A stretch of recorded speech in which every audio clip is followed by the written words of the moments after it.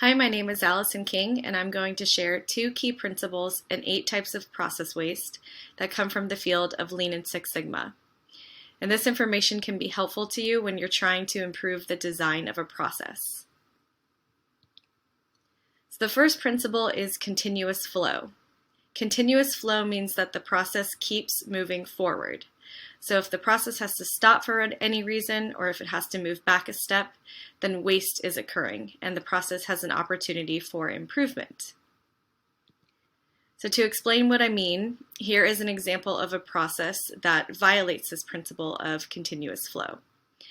So an example of this would be an airplane arrives at the gate right when it's supposed to, right at boarding time, but passengers cannot board because the plane was not cleaned when it was supposed to be cleaned.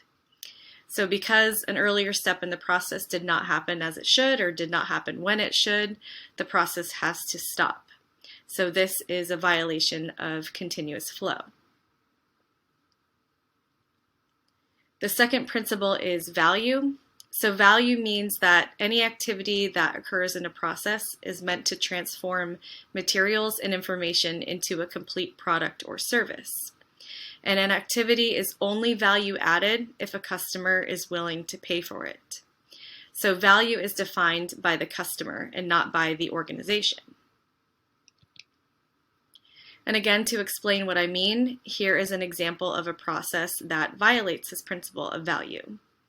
So an example of this would be workers spend time adding all these features to a product or service that the customers don't actually want or will never use.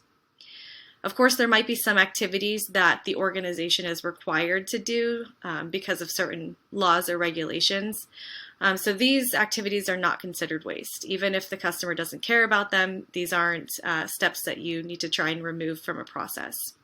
But if it's an activity that, again, the customer does not care about what it does to the product or service, and it's not required by the organization, you should consider trying to remove those steps from the process.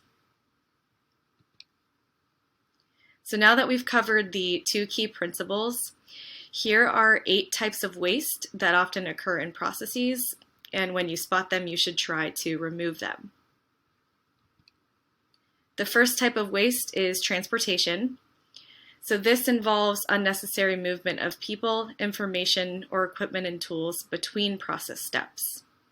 An example of this would be moving hospital patients from department to department when they didn't really need to be moved.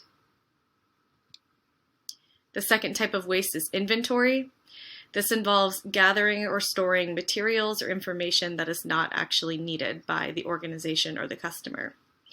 So an example of this might be gathering information from clients that isn't actually needed by the organization, maybe because a form or paperwork that you give them is actually outdated. It's asking for information the organization doesn't need, and then that paperwork just sits around and the information is never used. The third type of waste is motion. So this is unnecessary movement of people, information, or equipment and tools within a process step.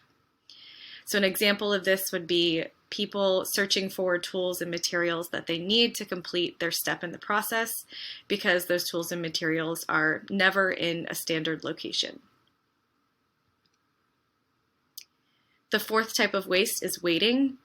This is unnecessary time spent waiting for the next step in the process to occur.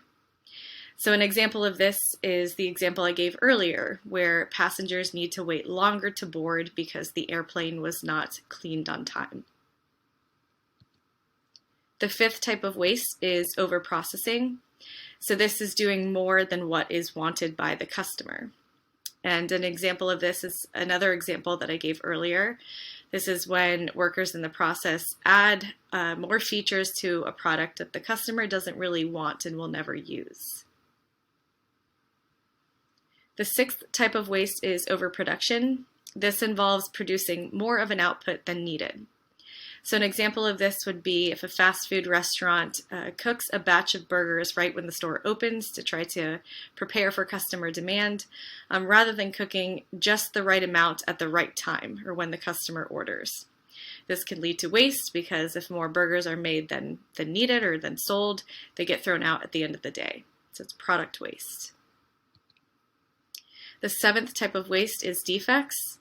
This is any time and material spent creating and then fixing something that was not done correctly the first time.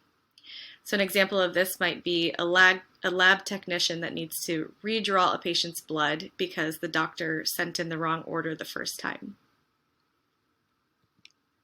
And then finally, the eighth type of waste is skills.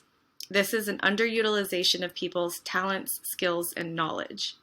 So an example of this would be when workers are pigeonholed by their job description, meaning that their job description requires them to do too many tasks that add less value than they're really capable of, simply because their description states that they and only they are responsible for those tasks.